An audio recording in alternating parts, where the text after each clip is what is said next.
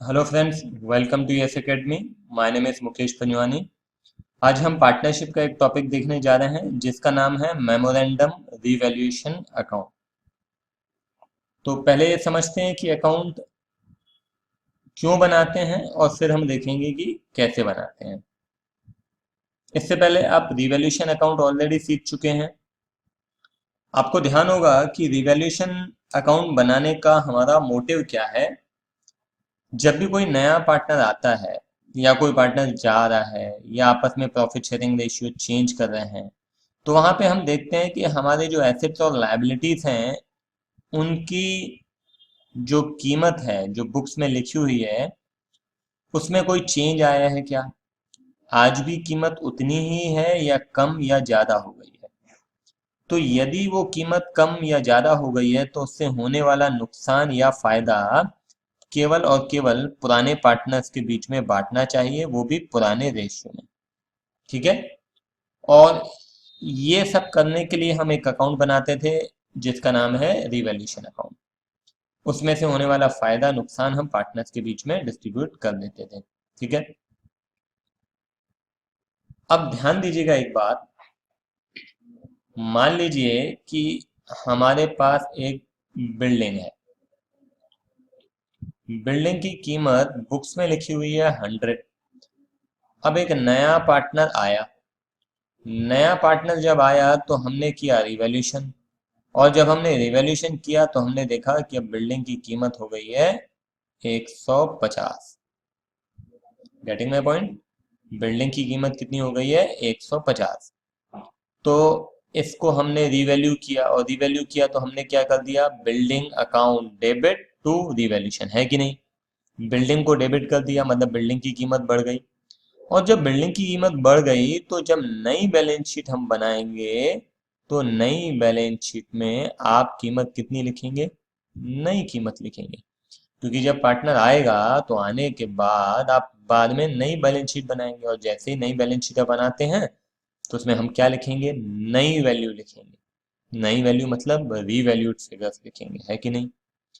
मगर यदि पार्टनर्स आपस में चाहते हैं कि नहीं, हमको नई बैलेंस शीट में ये रीवैल्यूड फिगर्स नहीं लिखने हैं बल्कि इसमें हमको ओल्ड फिगर्स ही लिखने हैं, तो फिर क्या करेंगे। हो सकता है पार्टनर्स बोले नहीं, हमको बैलेंस शीट के फिगर्स चेंज नहीं करने हैं, जो लिखे थे वो ही रहेंगे। मगर यदि वो ही रहेंगे तो फिर कैसे उनको फायदा, जिनको ये 50 रुपए का फायदा मिलना चाहिए वो उसको नहीं मिलेगा, है कि नहीं। तो उसको फायदा मिलना चाहिए और साथ ही साथ हमारी बिल्डिंग भी या हमारे एसेट्स एंड लायबिलिटीज भी पुराने फिगर्स पे ही दिखाए जाने चाहिए। ये करने के लिए हम अकाउंट बनाते हैं मेमोरेंडम रिवैल्यूएशन। तो मैंने जो बोला उसको मैं समराइज कर रहा हूँ। मैं ये बोल रहा हूँ कि यदि पार्टनर्स आपस में चाहते हैं कि उनको एसेट्स एंड लायबिलिटी रिवैल्यू करने के बाद नई बैलेंस शीट जब बनाएंगे तो ओल्ड फिगर्स में ही शो करना है। हमारे एसेट्स और लायबिलिटीज को ओल्ड फिगर्स पे ही शो करना है। तो यदि ओल्ड फिगर्स पे शो करना है तो उसके लिए हम अकाउंट बनाएंगे मेमोरेंडम। ठीक है।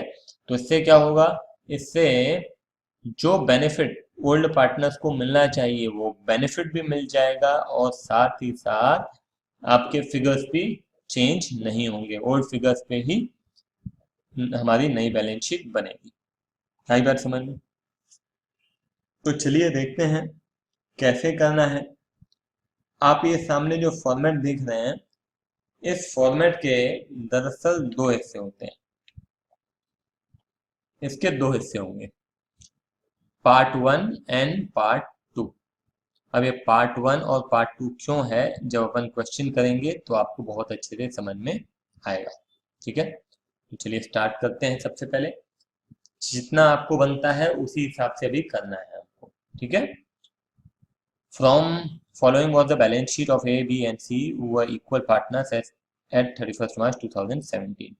ये हमारे कुछ फिगर्स दिए हुए हैं बैलेंस शीट के। They agreed to take D into partnership from 1st April 2017 and gave him 1/4 share in the profits of the following terms. that D should bring in 9,000 for goodwill and 15,000 as capital. ठीक है, ये अभी इसको हमारे किसी काम का फिलहाल तो नहीं है, क्योंकि हमको तो मेमोरेंडम रिवैल्यूएशन बनाना है। That one half of the goodwill will be withdrawn by the old partners, ये भी अभी हमारे काम का नहीं है फिलहाल। द स्टॉक एंड फर्नीचर भी डेप्रिशिएटेड बाय 10%। तो अब स्टॉक एंड फर्नीचर पे आइए, तो ये स्टॉक एंड फर्नीचर इनको क्या कर रहे हैं, डेप्रिशिएट कर रहे हैं, तो डेप्रिशिएट आपका लॉस है, तो इधर मैं लिखता हूँ टू स्टॉक। कितने परसेंट से करना है, 10% से। तो स्टॉक है हमारा 11,400, तो दैट वुड बी 1140। उसके बाद आइए फर्नीचर, तो यहाँ पे लिख दिया मैंने टू फर्नीचर। फर्नीचर कितना है, 10%, मतलब ये हो गया 240। ठीक है, उसके बाद आइए the provision of 5% on debtors be created for doubtful debts.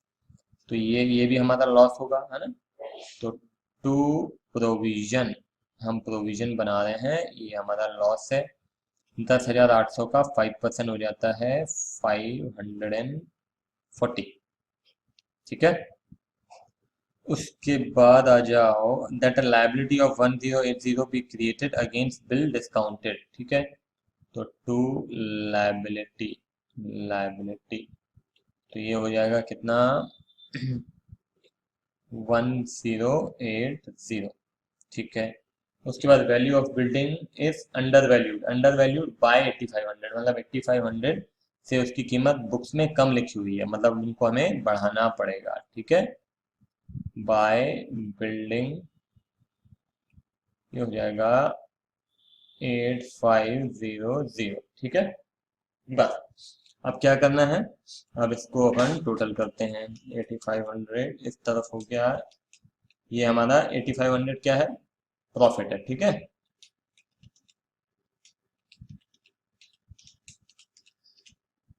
तो ये आ रहा है आपका 5500। ठीक है, 5500, तो ये आपका आ गया टू प्रॉफिट। ठीक है, और ये प्रॉफिट किसके बीच में बांटेंगे, ये प्रॉफिट बांटेंगे ए बी और एक काम करते हैं ए बी और सी के बीच में, है कि नहीं, किस रेशियो में, इक्वल पार्ट। तो इसको डिवाइड करेंगे तो हो जाएगा 1833, 1833, और इसको राउंड अप करने के लिए 1834 कर देते हैं। ठीक है, इसको बोलते हैं हम part 1। This is your part 1, जो कि एज इट इज है, जैसा हमने अभी तक सीखा है वो एज इट इज है। ठीक है,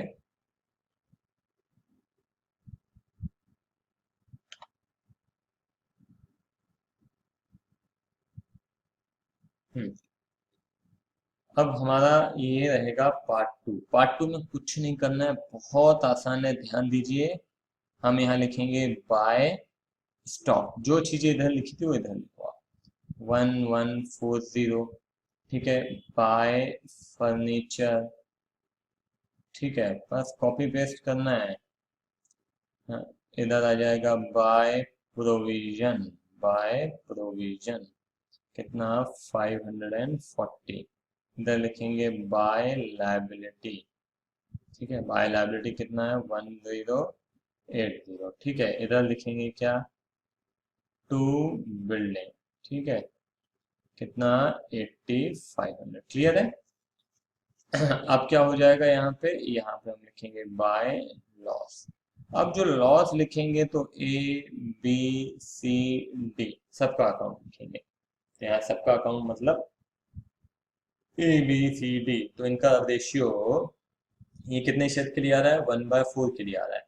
तो ये शी इज कमिंग फॉर 1/4, तो बाकी कितना बचा, 4 में से एक हिस्सा इसको मिल गया, तो बाकी बचे 4 में से 3 हिस्से, क्योंकि बराबर बराबर ले लेंगे, तो सबका रेशियो आ जाएगा 1:1:1:1, है ना। आपको कैलकुलेट करना है तो कैलकुलेट कर सकते हैं। तो ये हो जाएगा 1375, 1375, 1375 एंड 1375। तो ये टोटल हो गया 5500।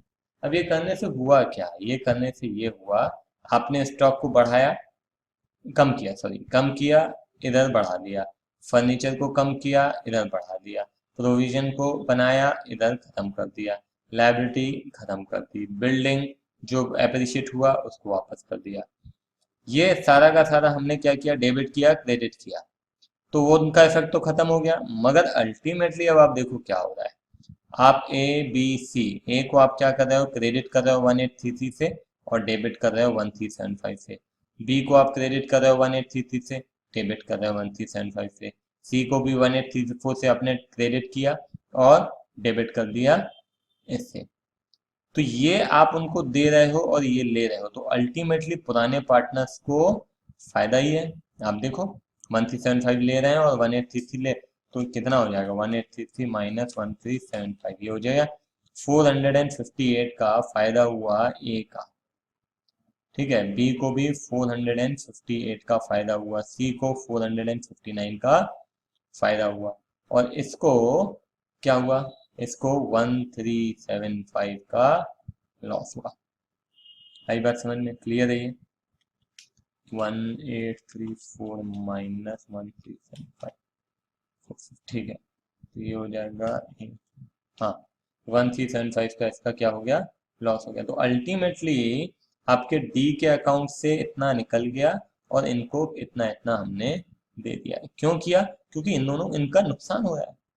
अल्टीमेटली आप देखोगे इनको इतने इतने का नुकसान हो रहा था, तो इतने का नुकसान हो रहा था, उनको पैसा दे दिया।